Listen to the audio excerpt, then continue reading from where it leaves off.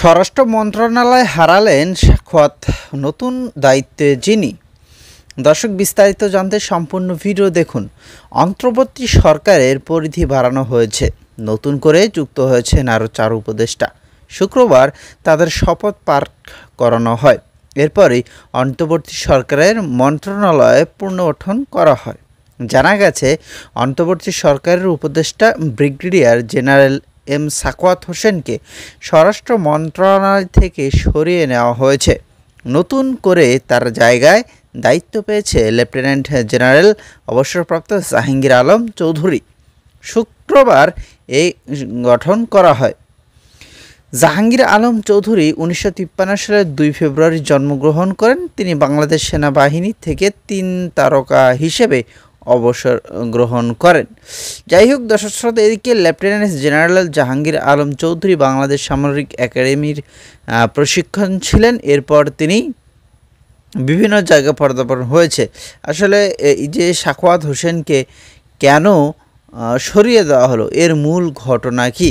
দর্শক শ্রোতা, আমরা জানি যে এই সাখাওয়াত হোসেন তিনি কিন্তু আওয়ামী লীগকে নিয়ে অনেক প্রশংসা করেছিলেন এবং আওয়ামী লীগকে দল গঠন করতে বলেছিলেন।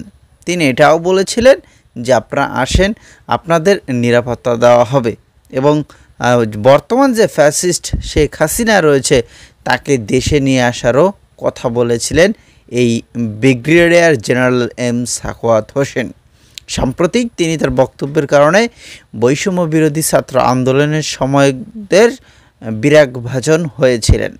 কারণ ওইটা বললাম যে তিনি এই যে স্বৈরাচার হাসিনার প্রশংসা করেছেন এবং তাকে দেশে ডেকেছেন, তাদের দল গঠন করতে বলেছিলেন।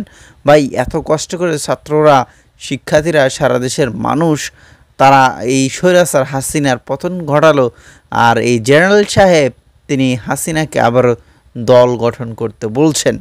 যাই হোক, এই হচ্ছিল বর্তমান পরিস্থিতি। তাকে একদমই পাট ও বস্ত্র মন্ত্রণালয়ের উপদেষ্টা করে দেওয়া হয়েছে। এটা একদম নিচু পর্যায়ের মন্ত্রণালয় বলা যায়, তেমন কোনো কাজ নেই বললেও চলে। তো এখন এই যে নিউজটা জানার পর আপনাদের মতামত কি সেটা কমেন্টে জানাতে ভুলবেন না। দর্শক, একটা রিকোয়েস্ট থাকবে, এরকম নিউজগুলো পেতে চাইলে ব্রেকিং নিউজ আমাদের এই চ্যানেলটি সাবস্ক্রাইব করে ভিডিওটি শেয়ার করে দেবেন। ধন্যবাদ। আর হ্যাঁ, ভিডিওটি ভালো লাগলে লাইক করবেন।